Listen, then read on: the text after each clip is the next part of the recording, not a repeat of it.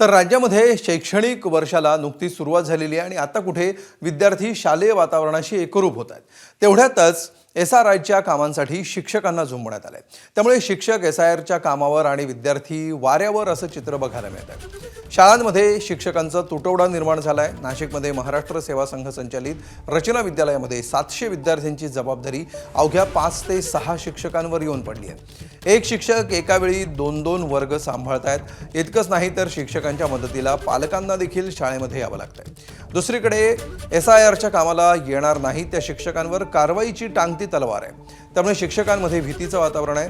हे काम महसूल अधिकारी आणि कर्मचाऱ्यांना देण्यात यावं अशी मागणी संस्थाचालकांनी केली आहे।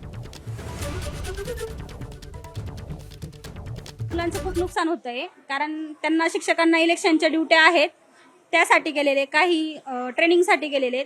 त्यामुळे मुलांचं पूर्ण म्हणजे वाऱ्यावर चाललंय, कारण वर्गात शिक्षकच नाही, त्यामुळे मुलं एकटेच पडलेले आणि मुले कुठे बाहेर जाऊ नये, त्यांच्या सोबत काही होऊ नये म्हणून मॅडमांनी आम्हाला बोलवून घेतले। त्यामुळे आम्ही जेव्हा शिक्षक नसतील तेव्हा आम्ही वर्ग सांभाळण्यासाठी जवळजवळ 700 विद्यार्थी आमच्याकडे पहिली ते चौथीच्या विभागाला आहेत। प्रत्येक इयत्तेच्या 4 तुकड्या आहेत।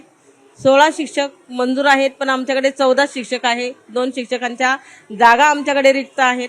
14 शिक्षकांमधले 6 शिक्षक हे BLOला गेलेत। या विद्यार्थ्यांसमोर शिक्षक नसल्यामुळे वर्गांमधला दंगा, मस्ती, मारामाऱ्या, वरच्या वर्गांचा जर विचार केला आपण तर काही मुलांमध्ये गटागटाने शाळेच्या बाहेर मारामाऱ्या होऊ लागलेल्या आहेत।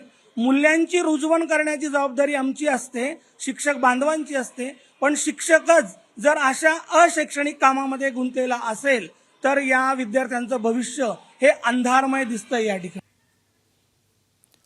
तर शिक्षकांना SRIची कामं दिल्याचा मुद्दा अधिवेशनामध्ये देखील गाजला। शाळेमध्ये शिक्षक नसणं हा गंभीर प्रकार आहे आणि शिक्षकांना या कामातून मुक्त करावं अशी मागणी करण्यात आली। चिखलदऱ्यातल्या 50% शाळा हा एक शिक्षकी शाळा आहे आणि त्या एक शिक्षिका शाळेतल्या सगळ्या निवडणुकीचा जनगणनेचा कार्यक्रम दिलेला आहे। त्याच्यामुळे त्यांचा पूर्ण लॉस, शैक्षणिक लॉस होण्याची शक्यता आहे। त्यासाठी आम्ही निश्चितच, मी कालही म्हटलं की ज्या एक शिक्षकी शाळा आहे त्या 2 शिक्षकी केल्या पाहिजे किंवा पर्यायी व्यवस्था करून ठेवली पाहिजे। ते केली नाही तर भविष्य अंधारात आहे। त्यांनी असं म्हटलं होतं की आम्ही या शिक्षकांना कुठल्याही पद्धतीचं अशैक्षणिक कामं देणार नाही, परंतु केंद्र सरकारचं हे जे 2 कामं आहेत जनगणनेचे आणि SIRचे हे देण्यात आलं, ही दुर्दैव आहे। अजूनही आमची सरकारला मागणी तीच आहे की SIRचे हे सर्व कामं शिक्षकांकडून काढून द्यावं। कालपासून राज्यातल्या सर्व शाळा सुरू झालेल्या आहेत, त्या सगळ्या मुलांचं शैक्षणिक नुकसान होऊ नये आणि म्हणून ते काम काढून घ्यावं आणि पर्यायी व्यवस्था करावी, अशा पद्धतीची आमची मागणी आहे। निवडणूक आयोगालाही विनंती आहे की त्यांनी शिक्षकांना या प्रकारचं अतिरिक्त काम न देऊ। अतिरिक्त एजन्सीज आहेत, दुसऱ्या अनेक लोक आहेत जे हे काम करू शकतात, पण शिक्षक आता शैक्षणिक वर्ष सुरू झालं, आता मागे सुट्ट्या होत्या, त्यांना त्या सगळ्या शिक्षकांना हे सगळे कामं दिले तर ठीक आहे, पण आता कुठेतरी वर्ग सुरू झाले, शैक्षणिक सगळे क्लासेस सुरू झाले, तर माझं या माध्यमातून निवडणूक आयोगाला विनंती आहे की त्यांनी शिक्षकांना यामधनं मुक्त करावं।